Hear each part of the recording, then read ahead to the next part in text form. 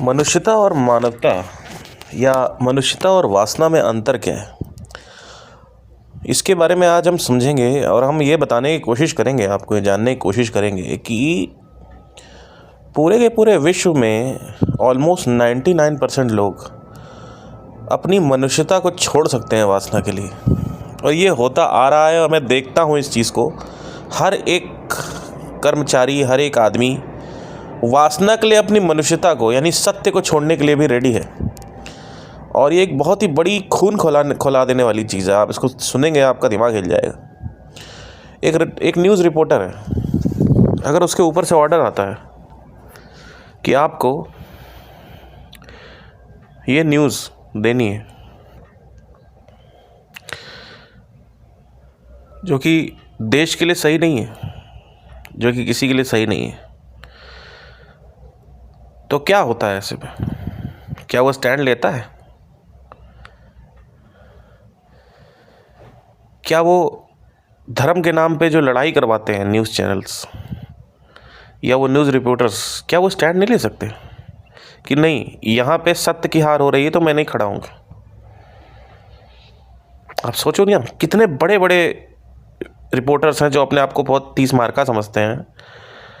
आप ये समझ लीजिए कि वो रिपोर्टर्स कहाँ पे लाइन खींचना जानना है वो पता ही नहीं है, क्योंकि उनके ऊपर सीनियर से ऑर्डर आया हुआ है कि यहाँ पे जाके इस तरीके से बात करनी है, तो वो कर रहे हैं। और ये रगों में समाया हुआ है, आप लोगों के रगों में। मैं आपको बताना चाहता हूँ, अभी तो आपके पास पैसे नहीं है, लेकिन करियर और पैसे के लिए आदमी अपनी मनुष्यता को भी गवा देता है। मैं आपको बताना चाहता हूँ कि बहुत सारे ऐसे म्यूजिशियंस हैं। मुझे म्यूजिशियन फ्रेटर्निटी से इतनी नफरत क्यों है? Why I hate musician fraternity this much? Because I have seated with doctors also, I have seated with physiotherapist, occupational therapists, I have seated with radiologist, pathologists. मैंने पैरामेडिकल से पढ़ा हुआ है, so I have completed my degree in that. And I'll tell you one thing, that I have seated with everybody, but I have seated with musicians सबसे ज़्यादा।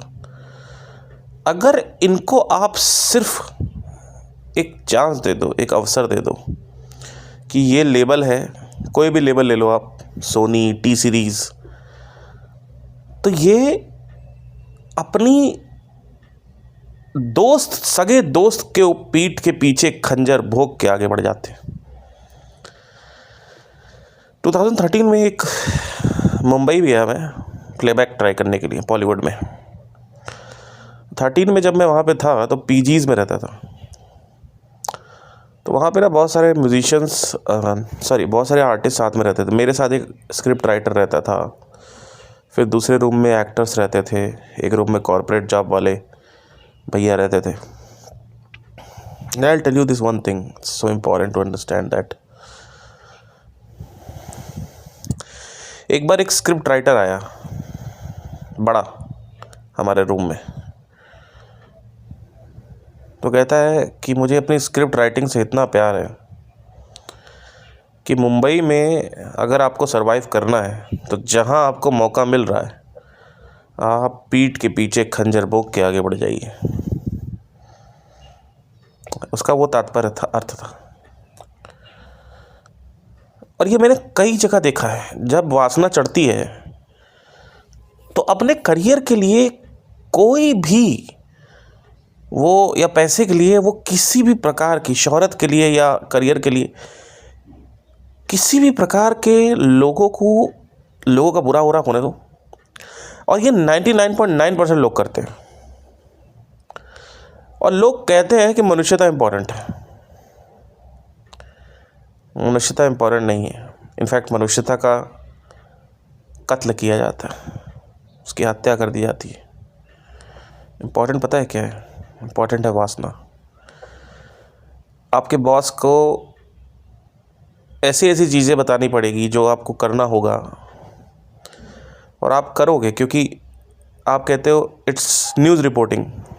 Politicians ऐसी चीज़ें करते हैं, फिर कहते हैं तो पॉलिटिक्स है।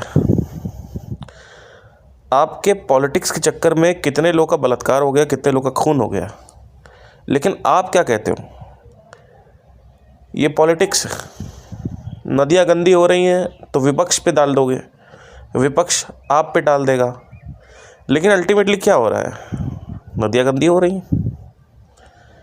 ये पूरा का पूरा जो जगत है, या स्पेशली मनुष्य जो है, वो क्या कर रहा है अपनी उसके लिए, अपने एग्जिस्टेंस के लिए। सिर्फ कितने लोग हैं हम लोग? ऑलमोस्ट 800 करोड़ है।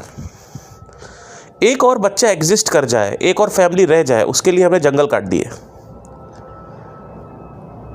हम काटते चले जा रहे हैं, हम सड़कें बना रहे हैं, एक के बाद एक सड़कें, एक के बाद एक सड़कें बना रहे हैं। आप देखते रहिए क्या हो रहा है। कुल मिला के मनुष्यता नाम की चीज़ आपके अंदर है ही नहीं। आप सिर्फ वासना ग्रसित आदमी हैं। अपनी वासना के लिए आप कुछ भी कर सकते हैं, और छोटी छोटी चीज़ों से ही आरंभ होता है, फिर ये बहुत बड़ी बड़ी चीज़ें हो जाती हैं। लालच इतनी बुरी तरीके से सवार हो जाती है आपके ऊपर कि मनुष्यता खराब हो जाती है। मतलब किसी का बुरा हो रहा है तो बुरा होता रहे, और मुझे किसी का अगर बुरा करना है, एक हो रहा है ऑटोमेटिकली हो रहा है, कुछ आप कर रहे हो, और एक है कि किसी का मुझे बुरा करना है, I want to do harm to somebody for my वासना। एक जानबूझ के बुरा करना होता है, एक होता है कि आप कर रहे हो क्योंकि ऊपर से प्रेशर है, राइट। ये दोनों ही मनुष्यता हीनता की तरफ ले जा रहा है आपको। आप कोई भी जॉब उठा लीजिए, कोई भी सेक्टर उठा लीजिए, कुछ भी उठा लीजिए आप, उसमें आदमी लाइन नहीं खींचता है। आदमी कहीं ना कहीं कुछ लिमिट्स क्रॉस करता है, और उस लिमिट क्रॉस करने की वजह से बहुत सारे चेन रिएक्शन क्रिएट होते हैं, रिपल इफेक्ट क्रिएट होते हैं, जिससे कई लोग मर जाते हैं दूर कहीं पे, या कहीं किसी का बुरा हो जाता है आपके चक्कर में। आपके चक्कर में किसी का बुरा हो जाता है, आपके चक्कर में किसी का खराब हो जाता है, और आप कहते हो हम तो वासना के लिए कर रहे हैं। एक न्यूज़ जर्नलिस्ट कहता है कि मैं तो रिपोर्ट कर रहा हूँ क्योंकि ऊपर वाले जो हैं बोल रहे हैं। अरे ऊपर वाले बोल रहे हैं तो आप रेखा नहीं खींच पाओगे तो क्या बेरोजगार हो जाए क्या? हाँ हो जाओ, मेरे घर को कौन चलाएगा? अरे तो ऐसे बहुत सारे चैनल्स हैं जहाँ पे आपको थोड़ा कम पैसे में ही काम कर लोगे, लेकिन मनुष्यता तो बनी रहती है। क्या आपको ऐसे चैनल्स नहीं मिल सकते, या आप अपना चैनल नहीं चालू कर सकते? कितने रिपोर्टर चालू कर रहे हैं अपना यूट्यूब चैनल? तो आप कुछ भी करने के लिए रेडी हो जा रहे हो, आप किसी का भी बुरा करने के लिए रेडी हो जा रहे हो। अभी मैं बताना चाहता हूँ, सबसे ज़्यादा जो अटैच्ड होता है अपने काम से, वो एक कलाकार होता है। डॉक्टर इतना नहीं है, एंटरप्रेन्योर इतना नहीं है। एक कलाकार होता है, बहुत ज़्यादा अटैच्ड होता है, 100% अटैच होता है। और अटैचमेंट जितनी ज़्यादा गहरी होगी किसी चीज़ से, स्पेशली करियर से, पैसे से, शोहरत से, उतना ही आप स्ट्रांगली मनुष्यता को ख़त्म करेंगे, उतनी इंटेंसिटी बढ़ जाएगी आपकी मनुष्यता को ख़त्म करने की। आप ये ऑब्ज़र्व कर सकते हैं कि लोग अपने करियर के लिए किसी का भी बैक स्टैबिंग करने के लिए रेडी हैं, कुछ भी करने के लिए रेडी हो जाते हैं। लोग जाते हैं अच्छे नियत से, लेकिन वो इस लेवल पे लालच आ जाता है उनके अंदर कि आप देखोगे कि वो जो कर रहे हैं उनको लगता है हम तो कर रहे हैं क्योंकि ये तो होता ही है ऐसा। जैसे पॉलिटिशियंस, उनसे बोलो कि आप ये क्यों कर रहे हो, कहेंगे पॉलिटिक्स है, ऐसे राजनीति ऐसी होती है, मतलब झूठ बोलो, फरेब करो, ये राजनीति। उसके चक्कर में मणिपुर में लोग मर गए, लाखों लोग। नॉर्थ इंडिया में लोग मर गए, साउथ इंडिया में लोग मरते जा रहे हैं, और आप यहाँ पे बैठ के कह रहे हो संसद भवन में कि ये एक पॉलिटिक्स है। मतलब आप उसको लेबल कर रहे हो कि ये तो पॉलिटिक्स है, इसमें ऐसे ही होता है, यहाँ पे लोग मरते ही हैं। मतलब क्या हो रहा है ये? आपके लिए पॉलिटिक्स ज़्यादा इंपॉर्टेंट है या फिर मनुष्यता ज़्यादा? नहीं, पॉलिटिक्स ज़्यादा इंपॉर्टेंट है। म्यूज़िक ज़्यादा इंपॉर्टेंट है, म्यूज़िक ज़्यादा इंपॉर्टेंट है। डॉक्टर्स भी यही करते हैं, सर्जरी करा देंगे, एक्सरसाइज करा देंगे, एक्स्ट्रा पैसा कर देंगे उसकी। लड़की अगर नॉर्मल डिलीवरी है तो सिजेरियन बोल देंगे। तो क्या ये आपकी मनुष्यता को हीन नहीं करता है? करता है। तो इसका रिपरकशन क्या है? क्या होगा? कौन इसको सही करेगा? कब इनके पापों को कौन कष्ट देगा? इनके पापों का कौन निवारण निकालेगा जो ये पाप कर रहे हैं? कोई नहीं। आप इस जगत में क्राइम करते रहिए, इस जगत को कोई फर्क नहीं पड़ता है। कोई भी एजेंसी नहीं है आउटसाइड जो आपको देख रही है और आपको रोक रही है, राइट? तो आप, ये चुनाव पूरी तरीके से आपका है कि आप किसी के बैग से पेंसिल चुरा रहे हैं। कोई भगवान नहीं है कि आपको वहाँ पे कोई सज़ा मिलने वाली है।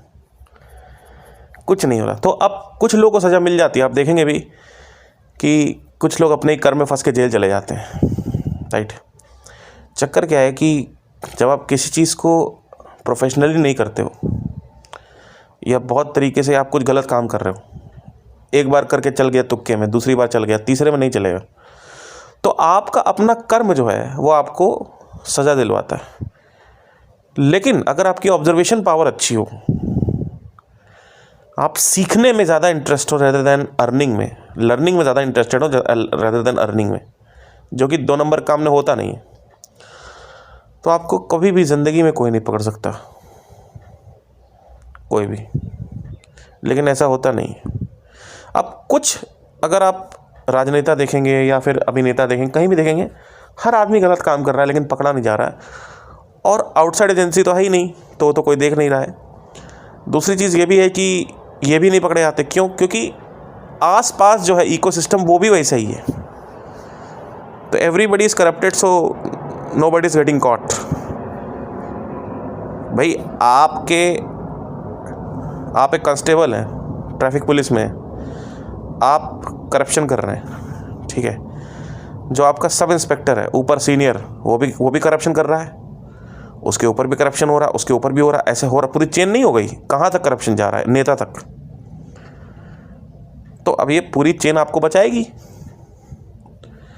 अब घोटाला अगर बहुत बड़ा हो जाए, जैसे 1000 करोड़, 800 करोड़, तब कभी मान लो विपक्ष जो है, यानी पॉलिटिक्स का जो विपक्ष एरिया है, वो हो सकता है आपके ऊपर इन्वेस्टिगेशन बैठा दे, जैसे केजरीवाल के साथ वो अल्कोहल वाली हो गई है ना, या फिर लालू प्रसाद यादव के साथ चारा घोटाला हो गया, जो भी है। तो वो कौन करवाता है? विपक्ष करवाता है।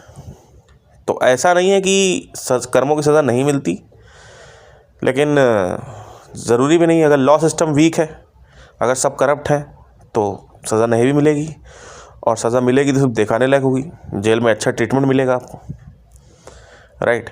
तो कोई एजेंसी नहीं है कि मर जाओगे तो जहन्नुम जाओगे या मर जाओगे तो जन्नत जाओगे क्योंकि तुमने क्राइम किया। कुछ नहीं होने वाला। जो मरेगा वो अपने कर्म के अनुसार वो फील करेगा जो फील करना चाहता। अगर वासना बहुत ग्रसित है तो कोई व्यक्ति मरेगा तो सफरिंग करेगा, और अगर वासना बहुत वीक है, यानी ढीली वासना है, तो उतनी ही सफरिंग कम होगी। मरने के बाद नथिंग नहीं होता है, ये बात याद रखिएगा, कि आप कॉन्शियसनेस बन जाओगे। जैसे संदीप महेश्वरी उस दिन मैं देख रहा था, एपिसोड 11 या 10 में बोलते हैं कि सोते वक्त हमें अच्छा फील होता है क्योंकि सोते वक्त हम ब्रह्मांड बन जाते हैं, कॉन्शियसनेस बन जाते हैं, तो इसलिए हमें अच्छा फील होता है। नहीं, वो इसलिए अच्छा फील हो रहा है क्योंकि बाकी की जो लेयर्स हैं ऊपर की 4, पहली लेयर क्या है? अन्नमय कोश, प्राणमय कोश, मनोमय कोश, विज्ञानमय कोश, आनंदमय कोश। तो ऊपर की जो 4 लेयर्स हैं वो स्थगित हो गई, कैंसिल हो गई वहीं पे, और आखिरी बची आनंदमय कोश। तो क्योंकि ये कोश जो है आनंदमय कोश चिपकी हुई है आपके साथ, इस वजह से हर एक प्राणी जो है वो एट ईज रहता है। अब अगर ऊपर की लेयर, यानी अगर फिजिकल बॉडी में कोई बीमारी आएगी तो उससे जो सफरिंग हो रही है वो सफरिंग ज़्यादा हो गई है, बीमारी से सफरिंग ज़्यादा हो रही, पेन ज़्यादा हो रहा है, तो इस वजह से जो आनंद है वो ख़त्म हो गया आपका उसी वक्त, क्योंकि सफरिंग बढ़ गई ना। इट्स लाइक जैसे फॉर एग्जाम्पल आप मेडिटेशन करते हो, अब मेडिटेशन आप करो लेकिन आपका ब्रेकअप हो गया, तो अब वो टेंशन क्रिएट कर रहा है, मेडिटेशन से कुछ नहीं होगा, अब कुछ नहीं होगा, क्योंकि कॉर्टिसोल बहुत ज़्यादा है, स्ट्रेस हार्मोन बहुत ज़्यादा हो गया ना। सेम चीज़ ऐसी ही। तो कॉन्शियसनेस जो होती है उसमें कोई सेंसेशन नहीं होती है कि हम सो रहे हैं, हमें अच्छा लग रहा है क्योंकि हम conscious, which is where Sandeep Maheshwari is wrong. Like आप कह रहे हो कि हम सो जाते हैं तो हम ब्रह्मांड बन जाते हैं, यानी हमारा जो शुद्ध चैतन्य आत्मा है वो हम बन जाते हैं, इसलिए हमें अच्छा फील होता है। नहीं, वो लेयर है, लेयर एक्टिवेटेड है। अगर वो लेयर ख़त्म कर दें तो आपको कुछ भी फील नहीं होगा, ज़ीरो फील होगी। इसलिए डीप स्लीप में सेंसेशन रहती है, ऐसा नहीं है डीप स्लीप में सेंसेशन नहीं रहती, क्योंकि अगर सेंसेशन नहीं रहेगी भाई, या तो प्लस रहता है, आप देखिए समझने की कोशिश करिए, डीप स्लीप में क्या होता है, प्लस होता है या माइनस होता है? जो भी सेंसेशन रहती है वो प्लस में आएगी या माइनस में आएगी, समझने की कोशिश करिए। डीप स्लीप में सेंसेशन रहती है कि नहीं रहती? आप कहते हो नहीं कोई, अरे कैसे नहीं रहती? अगर सेंसेशन नहीं रहेगी तो आपको मज़ा नहीं आएगा सोने में। डीप स्लीप में एक सबका आप सो, हाँ, आंखें बंद हो गई, वाह, आपको अच्छा लग रहा है। वो अच्छा कहीं से तो लगेगा, ऑटोमेटिकली लगने लगेगा। कुछ तो शरीर कर रहा है अंदर, कहीं तो कुछ एक्टिवेट हुआ है या फिर कुछ बंद हुआ है, तो उससे क्या हो रहा है? अच्छा फील हो रहा है। तो ये अच्छा जो फील है ये उस लेयर के कारण है। वो लेयर है, आनंद की एक लेयर है हमारे कॉन्शियसनेस के अराउंड। वैसे कॉन्शियसनेस का कोई फॉर्म नहीं होता है, शुरू में कॉन्शियसनेस बनी, फिर बहुत सारी लेयर्स बनी, बाद में जब अणु बने तो उसी अणुओं से यानी एटम से बहुत सारी लेयर्स बनी। वो लेयर्स में मेमोरी रिकॉर्डेड रहती है बहुत सारी। तो ये कह रहे हैं कि जब आदमी सोता है तो कॉन्शियसनेस जो है, अगर आप देखोगे तो वही रहती है और बॉडी एकदम डिलीट हो जाती है सोने के बाद, यानी बॉडी बंद हो जाती है। तो कॉन्शियसनेस जो कि शुद्ध चैतन्य आत्मा है, आनंद कहते हैं ना, सच्चित आनंद, सत्य भी चित भी आनंद भी वही है, जिसको कहते हैं कि हाँ आत्मा जो है वो सुकून है। आत्मा सुकून नहीं है, आत्मा में कोई सेंसेशन नहीं होती है क्योंकि वो निर्गुण है। कॉन्शियसनेस में फील गुड सेंसेशन कैसे आ सकता है? एक तरफ आप कॉन्शियसनेस को निर्गुण कहते हो, जिसकी कोई गुण नहीं है, जिसमें कुछ भी नहीं है। आप समझने की कोशिश करिए मैं क्या कह रहा हूँ, चेष्टा करिए। एक तरफ आप ये कह रहे हो, दूसरी तरफ आप कह रहे हो जो आप सो जाते हो तो कॉन्शियसनेस बची रहती है तो अच्छा फील होता है। अरे कैसे अच्छा फील होता है? वो कॉन्शियसनेस की वजह से अच्छा फील नहीं होता है, वो लेयर है, उस लेयर के बारे में कोई बात ही नहीं करता। आयुर्वेद बात करता है, लेकिन आयुर्वेद मूर्ख है, संदीप महेश्वरी ज़्यादा स्मार्ट है। आयुर्वेद मूर्ख है। उपनिषदों में हर जगह ये ईशा क्रिया उपनिषद में, ईशावास से उपनिषद में यहाँ पे बात करी गई पंच लेयर की। आप पढ़ेंगे तो आपको समझ में आया, कभी डाउनलोड करिए ईशावास उपनिषद में, PDF मिल जाएगा आपको। उसमें लेयर्स की बात करी, पंचकोशों की बात करी गई। वो बेवकूफ़, वो सब ज़्यादा स्मार्ट है। वो बेवकूफ़ है यार, कहाँ हो तुम? रिसर्च बेवकूफ़ है, रिसर्च बेवकूफ़ है, ख़त्म करो। तो जब आप सोते हो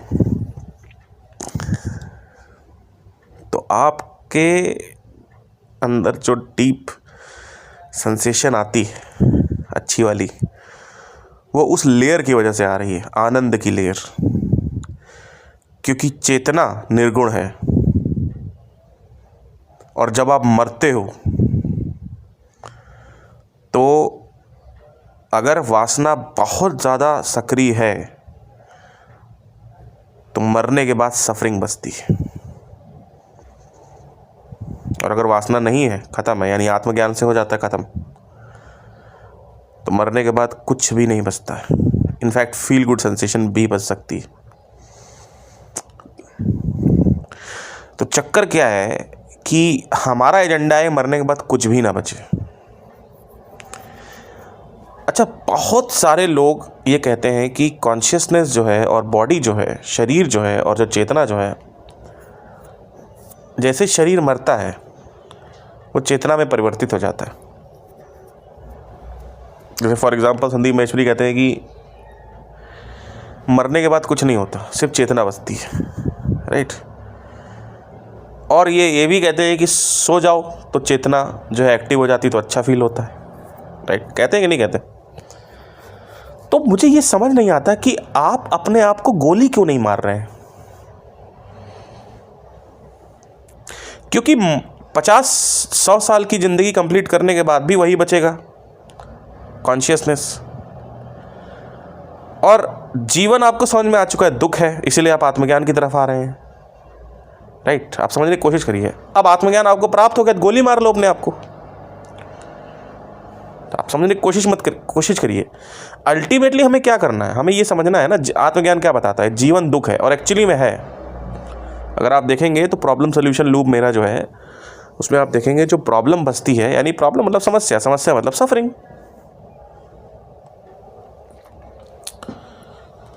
तो पहले तो आपको ये देखना है कि जीवन दुख है, चाहे कुछ भी आपके पास है, अल्टीमेटली आपके अंदर दुख ही आता है, बसता है।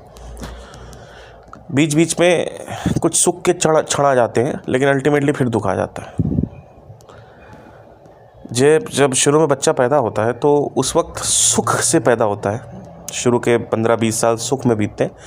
जैसे सब एज करते जाते हैं, आप देखेंगे लोग खाना पीना ज़्यादा खाने लगते हैं, सेक्स ज़्यादा करने लगते हैं, और मोटे होते, आप देखोगे कि क्योंकि वो दुखी हैं इसीलिए वो मोटे होते जा रहे हैं,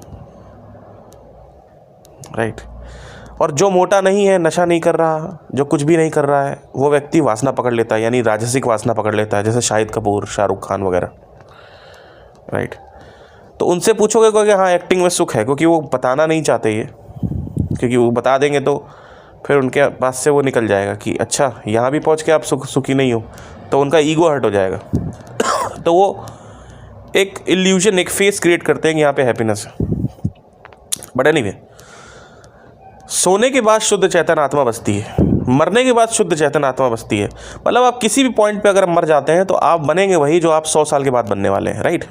क्लियर हो रहा ना? ये इनकी थ्योरी, SM की थ्योरी है। तो मुझे समझ नहीं आता, आपको आत्मज्ञान प्राप्त हो गया, सब कुछ हो गया, और आपको समझ में आ रहा है कि आगे के 60 साल का जो जीवन है वो बेकार है, तो आप अपने आप को गोली क्यों नहीं मार रहे हो? या अगर आप सुसाइड करते हो, जो सुसाइड कर रहा है उसको सुसाइड करने दो, क्योंकि वो तुरंत शुद्ध चैतन्य आत्मा बन जाएगा, तुरंत सुकून में चला जाएगा। वो कुछ तो होगा सुसाइड करने का रिपरकशन, नहीं होगा चलिए कोई बात नहीं, फिर कोई दिक्कत ही नहीं। कुछ भी नहीं होगा तो अभी क्यों नहीं मर रहे हो? कभी आपके दिमाग में ख्याल नहीं आया कि हम 100 साल बाद शुद्ध चैतन्य आत्मा बनेंगे, और अगर हम अभी 30 की उम्र में सुसाइड कर लेते हैं या 20 की उम्र में सुसाइड कर लेते हैं तो भी हम वही बनेंगे, और हमें पता है कि जीवन दुख है, हमें पता है जीवन मीनिंगलेस है, सब कुछ बेकार है, तो तुरंत बन जाओ ना।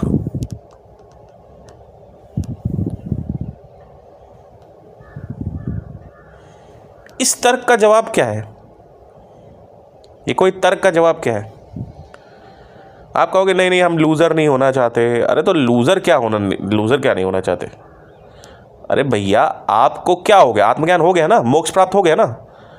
तो जब आपको मोक्ष प्राप्त हो गया है, जीवन की कोई वासना नहीं है जीवन में, तो आप गोली क्यों नहीं मार रहे हैं अपने आप को?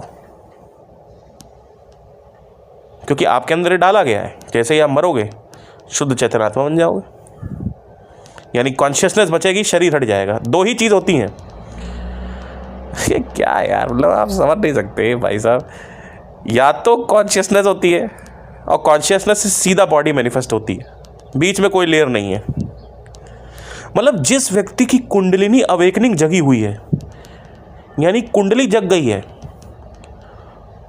चक्र के बारे में वो हाँ कह रहा है, नाड़ियों के बारे में वो हाँ कह रहा है, कुंडली के बारे में वो हाँ कह रहा है, वो व्यक्ति ये कहता है कि कॉन्शियसनेस ही बसती है मरने के बाद। मतलब बीच में कोई लेयर नहीं है। अभी मैं इसको स्थगित कर सकता हूँ।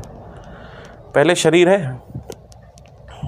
फिर आपके विचार है, राइट, सेटल हो गया, फिर ऊर्जा फील होती है आपको, हाँ होती है। तो और ऊर्जा सेटल है या विचार सेटल है? ऊर्जा सेटल है, राइट।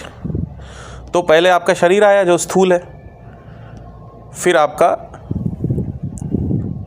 विचार आ गए, यानी फीलिंग, सेंसेशंस, इमोशंस, मेमोरी और थॉट्स, ये लेयर आ गई, राइट। फिर एक और लेयर है, ऊर्जा की लेयर है, राइट, कि हम सुबह उठते हैं एनर्जी नहीं। तो ये 3 लेयर आपको फील होती है, लेकिन इस 3 लेयर से आपको कुछ पता चल रहा है? मैं आपको बताता हूँ। अभी इन्हीं 3 लेयर में ये साबित हो जाएगा कि, क्योंकि इन 3 लेयर का हर व्यक्ति को प्रत्यक्ष प्रमाण है, उसके नीचे का नहीं है, जबकि उसके नीचे ही बहुत सारी लेयर्स होती हैं। लेकिन ये 3 लेयर है, मतलब पहले इस 3 लेयर में इन 3 लेयर को मत पकड़ो, बस ये देखो कि पहले स्थूल आया, फिर और सटल आया, फिर और सटल आया। ये क्या कह रहे हैं कि शरीर एग्जिस्ट करता है, विचार एग्जिस्ट करता है, ऊर्जा एग्जिस्ट करती है, और उसके बाद सीधा कॉन्शियसनेस एग्जिस्ट करती है। मतलब इतना सटल, इतना सटल, इतना सटल, इतना सटल, इतना सटल, जिसकी कोई सीमा नहीं है। और उसके बाद इतना स्थूल जो कि ऊर्जा है, मतलब बीच में कुछ है ही नहीं।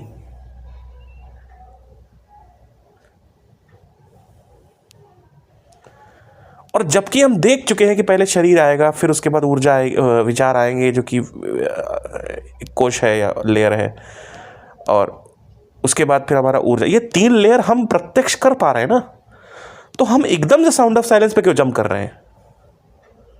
आप पागल वागल हो गए हो क्या? क्या आपको ये पैटर्न दिख नहीं रहा है कि बीच में और लेयर्स होंगी? अब आयुर्वेद क्या कहता है? अब आयुर्वेद को सुनना क्यों है? क्यों भाई संदीप महेश्वरी क्यों सुनना है? वो भी तो रिसर्च हो गया ना आपके लिए। आप लोग के साथ प्रॉब्लम क्या है कि आप लोग एक व्यक्ति को सिर्फ सुनते रहते हो, जो कि रिसर्च है अल्टीमेटली। आपके लिए तो भाई, मेरे लिए तो एक डेटा है ना, वहां से डेटा आया, वैसे ही डेटा आयुर्वेद से भी आ रहा है। तो आयुर्वेद को स्थगित क्यों कर रहे हो तुम लोग? अब आयुर्वेद से डेटा आ रहा है कि भाई 5 लेयर होती हैं। आयुर्वेद ये भी कहता है जब मरता है आदमी तो पहली लेयर गिर जाती है, दूसरी लेयर गिर जाती है, बाकी की लेयर्स मेंटेन रहती है। आप कैसे मेमोरी डिलीट कर दोगे? जब सब कुछ डिलीट नहीं हो सकता तो मेमोरी कैसे डिलीट हो सकती है? शरीर जलाया जाता है, वो सटल हो जाता है, ऑक्सीजन मॉलिक्यूल्स और राख में, यानी ग्रॉस मॉलिक्यूल्स और सटल मॉलिक्यूल्स में परिवर्तित हो जाता है, राइट। कुछ हवा बन जाता है और कुछ मिट्टी बन जाता है। तो जब सब कुछ सूक्ष्म हो रहा है तो हो सकता है कि मेमोरी भी सूक्ष्म हो रही हो। जब हर जगह लॉ ऑफ डिलीशन अप्लाई नहीं हो रहा है पूरे यूनिवर्स में, तो मेमोरी में क्यों अप्लाई कर रहे हो? जब तुमको समझ नहीं आ रहा, तुम ये कहो ना हमें समझ नहीं आ रहा। कुछ तो नहीं बैठ रहा है ना। मैं तो तर्क से बात कर रहा हूं। मैं कोई नहीं कह रहा हूं कि मैं सदगुरु हूं, मेरी बातें सुनते रहो। मैं तो तर्क ले रहा हूं आपसे। आप मुझे ये बता दो ना भाई, कोई चीज कैसे खत्म हो सकती है? सटल हो जाएगी ना। अब सटल होके क्या होता है मुझे नहीं पता, कुछ मेरी थ्योरीज हैं, लेकिन मैं वो नहीं बताना चाहता। मैं कहता हूं प्रोसेस तो देखो एटलीस्ट। अब इसके बाद बहुत सारी रिसर्चेस भी आ रखी है रीइंकार्नेशन के ऊपर। मतलब बहुत सारे, जैसे एक गुरु नहीं है, या आप लोग 1 गुरु फॉलोअर हो, मैं बहुत सारे गुरुज को फॉलो करता हूँ, तो सबने कन्फर्मेशन भी दी है। आईएन स्टीवनसन की रिसर्चेस हैं पैरासाइकोलॉजी में, उन्होंने बहुत सारे रिसर्च, तो बहुत सारे वहाँ से भी डेटा आ रहा है। ऊपर से ये तर्क भी समझ नहीं आ रहा कि मेमोरी डिलीट कैसे हो सकती है, सटल हो सकती है। भाई पानी भाप बन गया, भाप वापस पानी बन गया, भाप डिलीट कैसे होगा? दिख नहीं रहा, बस पानी खत्म हो गया, ग्रॉस से सटल हो गया। आपको अगर लेयर का प्रत्यक्ष प्रमाण करना है अपनी जिंदगी में, तो आप देखो, एक आपका सिंपल शरीर है, दूसरा आपकी विचार शैलियां हैं जिसमें आपके भाव आ जाते हैं, मेमोरी आ जाती है, स्मृतियां आ जाती हैं, विचार आ जाती है, यानी थॉट्स, उसमें मेमोरीज, उसमें इमोशंस, सब आ गया। फिर एक और लेयर है, वो है एनर्जी लेयर। आप सुबह उठते हो, आज एनर्जी अच्छी है, आज एनर्जी डाउन है, आज एनर्जी ज़्यादा है, आज कम है, राइट।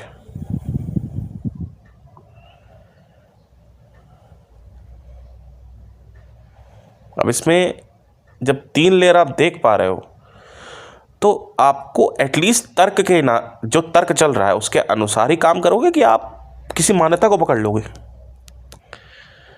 तर्क क्या है कि ग्रॉस से सटल बनता है, फिर सटल से और सटल बनता है। तो अब ऊर्जा आ गई, ऊर्जा से सीधा साउंड ऑफ साइलेंस पे जंप कैसे कर सकते हो? बीच में कुछ होगा ना। कि नहीं होगा? लोगों को तरक्की से इन्वेस्टिगेशन ही नहीं करना आता लोगों को। क्या करेंगे लोग बताइए? फिर लोग कहते हैं आप घमंडी हो गए हो। क्या करें बताइए?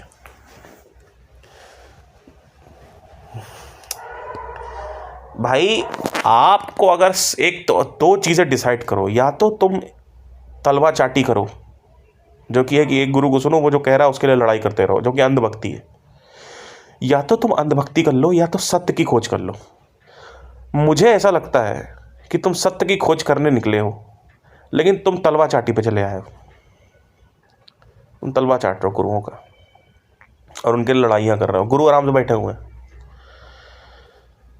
जो कि खुद गुरु भी नहीं कह रहे हैं कि, मतलब संदीप माहेश्वरी स्वयं खुद ही नहीं कहते कि हमें फॉलो करो, हमारा अंधभक्त बनो, राइट? तो सत्य की अगर तुम्हें खोज करनी है, मेरी बात कान खोल के सुनना, सत्य की अगर तुम्हें खोज करनी है, तलवा चाटी नहीं, सत्य की अगर खोज करनी है, तो सारे रिसर्चेस को सुनना चालू करो। एक पॉइंट से रिसर्च मत लो और अपना भी ऑब्जर्वेशन लगाओ, तर्क लगाओ। सिंपल मैं आपको प्रत्यक्ष प्रमाण कर रहा हूँ। एक है आपका शरीर, एक है विचार शैली जिसको हम बोलते हैं मनोमय कोश, और तीसरी है आपकी प्राणमय कोश। इसी को उपनिषदों में कोशों का नाम दिया गया है। प्राण हो गया जो कि ऊर्जा हो गई, मनो हो गया जो कि आपके विचार शैलियाँ, स्मृतियाँ आ गई, इसमें भाव आ गए, उसके शरीर आ गया। अब आप ये मत देखो कि अच्छा 3 ही लेयर का तो है, आप ये देखो कि कैसे यूनिवर्स बन रहा है। यूनिवर्स का प्रोसेस देखो, ग्रॉस से सटल जा रहा है, फिर आप तीसरी लेयर में जंप कैसे मार दिया आपने एकदम से, एकदम सूक्ष्म में, राइट? इतना तो प्रत्यक्ष प्रमाण हो रहा है कि नहीं हो रहा है कि इसमें भी अपना दिमाग लगाना है। लगाओ, कोई दिक्कत नहीं, मुझे कोई फर्क नहीं पड़ता, लेकिन इस चीज़ को ऐसे देखा जाता है, इस तरह से इन्वेस्टिगेट किया जाता है। ये तरीका है इन्वेस्टिगेट करने का। धन्यवाद।